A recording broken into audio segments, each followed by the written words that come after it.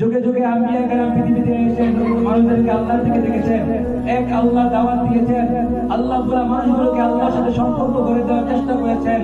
নবীগণ ছিলেন আল্লাহ তাআলা ও তার বান্দাদের মাঝে সম্পর্ক করে দেওয়ার এক মাধ্যম। তারা মানব কাফেলাকে আল্লাহ তাআলার পয়গাম শোনাতেন এবং তাদেরকে সুখ, শান্তি ও স্থায়ী সাফল্যের শিক্ষা দিতেন। এক নবী যাওয়ার পর এক নবী চলে যাওয়ার পর আরেক নবী, আরেক নবী চলে যাওয়ার পর আরেক নবী, এভাবে আল্লাহ তাআলা এই রিসালাতের ধারাবাহিকতা অব্যাহত রাখেন।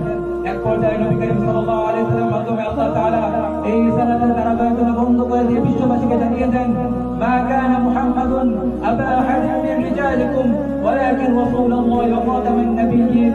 ও বিশ্ববাসী, মুহাম্মদ তোমাদের পুরুষের পিতা নন, তিনি হলো আমার রাসূল এবং আখির নবী, শেষ নবী।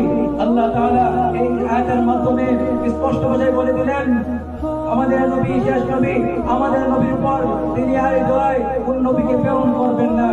অন্যদিকে রাসূল আকরাম সাল্লাল্লাহু আলাইহি ওয়াসাল্লাম ইরশাদ করেন, আনা খাতামুন নাবিয়্যিন লা নাবিয়্যা বা'দি, আমি শেষ নবী, আমার পর আর কোন নবী নেই। শুধু তাই নয়, রাসূল আকরাম সাল্লাল্লাহু আলাইহি ওয়াসাল্লাম অন্য আরেকটি হাদিসে ইরশাদ করেন, ইন্নার রিসালাতা ওয়ান নুবুওয়াতা ক্বাদ ইনকাতা'আত ফালা রাসূলা বা'দি ওয়া লা নাবিয়্যা। ও উম্মত, রিসালাত এবং নবুয়তের দরজা বন্ধ হয়ে গেছে, সুতরাং আমার পর আর কোন নবী রাসূল আসবে না। এখন আপনাদের মনে প্রশ্ন থাকতে পারে, যদি কিয়ামত পর্যন্ত আর কোন নবী রাসূল না আসে, তাহলে এই দিনকে কে রক্ষণাবেক্ষণ করবে, কে নবুয়তের দায়িত্ব বহন করবে?